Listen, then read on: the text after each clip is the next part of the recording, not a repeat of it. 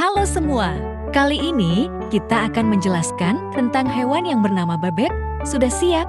Simak yuk! Bebek punya bulu yang halus dan biasanya berwarna cerah, seperti kuning, hijau, atau putih. Mereka juga punya kaki yang pendek dengan jari-jari yang berselaput untuk membantu. Mereka berenang dengan cepat. Habitat bebek bisa ditemukan di berbagai tempat, mulai dari danau, rawa, hingga sawah-sawah yang berair. Sifat yang unik dari bebek adalah kebiasaan membersihkan diri dengan membasahi bulu mereka menggunakan paruh. Mereka juga suka tidur sambil menggenggam satu kaki ke dalam bulu di perut mereka.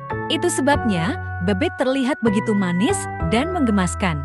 Jadi, jangan lupa untuk selalu melindungi dan menghormati hewan-hewan seperti bebek ini, ya.